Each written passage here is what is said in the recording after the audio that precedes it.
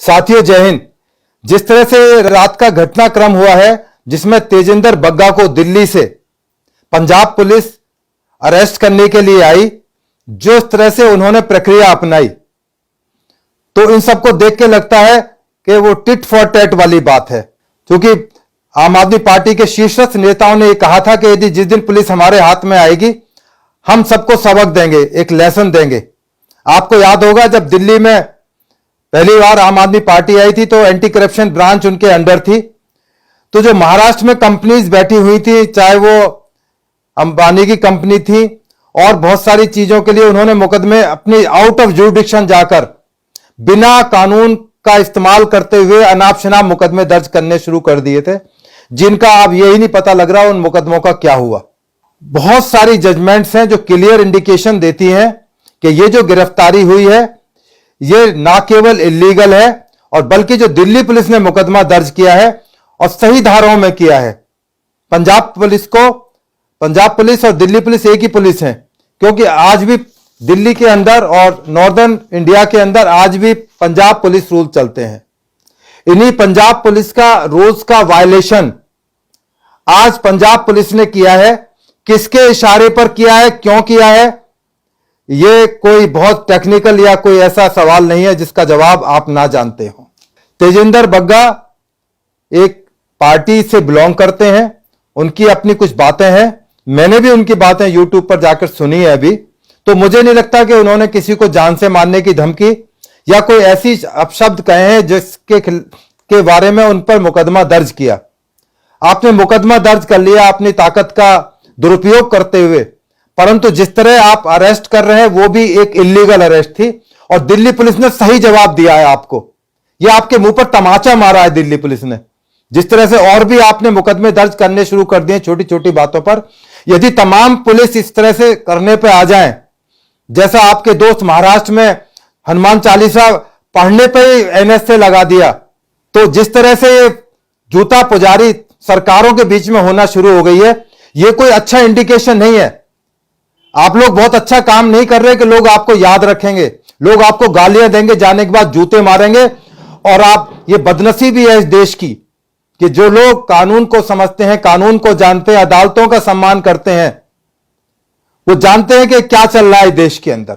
यदि एक शेर यदि ये कहे कि मुझे एक बकरी से खतरा है, तो आप सोचे कि उस शेर की क्या हालत होगी। हां, बकरी यदि कहे कि मुझे शेर से खतरा है तो कोई बात समझ में आती है।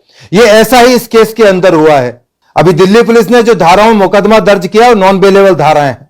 अब पंजाब पुलिस को दिन में तारे नजर आएंगे जब दिल्ली के अदालतों में चक्कर काटेंगे। उसमें 153 में मुकदमा दर्ज किया है जिसमें यह बताया गया है कि हेट्रेड फैलाना, जिसमें 7 साल की सजा है। अब आपको अपने कर्मों का हिसाब किताब दिल्ली में आकर देना पड़ेगा, क्योंकि यहां जल्दी से अदालतें भी आपको छोड़ने वाली नहीं है। अभी मैं चैनल पर देख रहा था, आम आदमी पार्टी के प्रवक्ता बड़ी जोर जोर से बात कर रहे थे कि हमारे खिलाफ जो भी मुकदमे दर्ज हुए, चाहे रेप के मुकदमे दर्ज हुए, डाउरी डेथ के मुकदमे दर्ज हुए, मोलेस्टेशन के मुकदमे दर्ज हुए, फर्जी राशन कार्ड बनाने के नाम पर जिस तरह से महिलाओं के साथ यूज किया गया, वो सब झूठे साबित हुए। मैंने सुरेंद्र कमांडो जो आपकी पार्टी के एमएलए थे, मैंने उनको अरेस्ट किया था। वो बरी हुए, किस तरह बरी हुए ये मुझे पता है। बरी होने का मतलब यह नहीं कि मुकदमे झूठे थे। किसी अदालत ने, हिंदुस्तान की अदालत ने, हाई कोर्ट, माननीय सुप्रीम कोर्ट में कहीं नहीं कहा कि ये मुकदमे झूठे थे। वो टेक्निकल ग्राउंड पर बरी हो गए, गवाह नहीं थे, या आपने किसी तरह से मैनेज कर लिया, तमाम प्रकरण को, शिकायतकर्ताओं को मैनेज कर लिया, आप बरी हो गए। तो इसका मतलब यह नहीं था कि दिल्ली पुलिस ने जो आपके महानुभावों के खिलाफ जो मुकदमे बनाए थे वो झूठे थे। वो सच्चे थे, उनमें सत्यता थी। यदि आप झूठे होते तो आप दिल्ली पुलिस का जीना भारी कर देते। और इसी क्रम के अंदर जो जिस तरह से उनको टर्बन तक नहीं पहनने दी गई, यह एक सामान्य प्रक्रिया है कि जब भी कोई सिख को अरेस्ट किया जाता है तो टर्बन यदि पहनने की इजाजत मांगता है तो दी जाती है। इसका प्रोविजन है कानून में। जो धार्मिक जो उनके निशानात हैं उनसे उनको वंचित नहीं करते। तो ये आपने सिखों के बीच में जिस तरह से दरार पैदा करने की शुरुआत की है, ये कहीं दूर जाके रुकेगी, बात ये बहुत दूर तक जाएगी। और ये कोई क्रिमिनल नहीं, कोई इनका आपराधिक रिकॉर्ड नहीं कि कोई बहुत बड़े डकैत चोर या इस टाइप का तेजिंदर बग्गा रहे। दिल्ली के रहने वाले हैं, बुजुर्ग उनके फादर हैं। आप सीनियर सिटीजन का तो इज्जत रखते, सम्मान करते, आप बड़ी बड़ी बातें करते। हम सीनियर सिटीजन के लिए यात्रा करा रहे हैं, अब वहां पंजाब पुलिस आकर उनको मुक्का मार रही है। अरे आप किसको, टेररिस्ट को अरेस्ट करने आए हुए थे? किसको अरेस्ट करने आए हुए थे? और उन्होंने ऑलरेडी एक मुकदमा माननीय हाईकोर्ट में कोर्ट में डाला हुआ है। पंजाब पुलिस को थोड़ा सा शर्म लिहाज करनी चाहिए थी, देखना चाहिए था कि दिल्ली की कोर्ट इस बारे में क्या कहती है। कोई आप हिंदुस्तान से अभी अलग नहीं हुए हैं, अभी कोई खालिस्तान नहीं बना है वहां पर। हमारा पंजाब है, ये हमारा पंजाब है और हमें पंजाब पर फख्र है। पंजाब के रिहायशियों पर फर्क है, हमें सिख कम्युनिटी पर फर्क है, इस हिंदुस्तान को याद रखना। तो इसलिए जो बांटने का तरीका है आपका गलत साबित होगा और आप झूठे साबित होगे।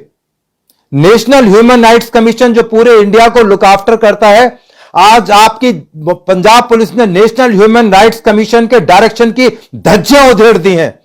आपने सीआरपीसी में जो प्रोविजंस रखे गए अरेस्ट के लिए, उन सब की धज्जियां उधेड़ दी हैं। आपके पुलिस ऑफिसर्स ने वहां यह भी नहीं बताया कि हम किस रैंक के आदमी हैं, हमारा क्या नाम है। यह मैंडेटरी है श्रीमान जी, इसमें कोई एहसान नहीं कर रहे। पंजाब पुलिस रूल है जिसमें कहा गया है कि आप लोकल पुलिस को बताओगे कि आप किसको अरेस्ट करने जा रहे हो। अब आप दिल्ली पुलिस पर उंगली उठाओगे कि पुलिस ने बदले की भावना से मुकदमा दर्ज किया, तो ये आप इस किताब को मंगवा लेना, पढ़ लेना। 30 हजारी कोर्ट के पास ही ये किताब मिल जाएगी, पंजाब पुलिस रूल। तो हिसाब किताब देना पड़ेगा। जो आपने गलत तरीका अपनाना शुरू किया है, वक्त आने पर सबको जवाब मिलेगा। चाहे वो महाराष्ट्र में जिस तरह से मुकदमे, सेडिशन के मुकदमे करने शुरू कर दिए हैं और तमाम चीजें जो हो रही हैं समाज के अंदर, उनका हिसाब किताब होगा और जल्दी होगा, होना शुरू हो गया है और उसके नतीजे आने शुरू हो गए। दिल्ली पुलिस ने बहुत सारे मुकदमे, चाहे यूपी पुलिस है, एमपी पुलिस है, हरियाणा पुलिस के खिलाफ इसी तरह के मामलों में दर्ज किए हैं। तो ये पहला मुकदमा नहीं है कि पंजाब पुलिस के खिलाफ दिल्ली पुलिस ने अनाप शनाप कोई जल्दबाजी में कोई मुकदमा दर्ज कर गया है और इनके कंसिक्वेंसेस बड़े खतरनाक रहे। दिल्ली की कोर्ट ने जिस तरह से रिप्रीमेंड किया है यूपी पुलिस को, तमाम पुलिस को, तो आपको इसका हिसाब किताब देना पड़ेगा और जल्दी देना पड़ेगा। आपको हिसाब किताब देने का समय आ गया है, थोड़ा इंतजार कीजिए।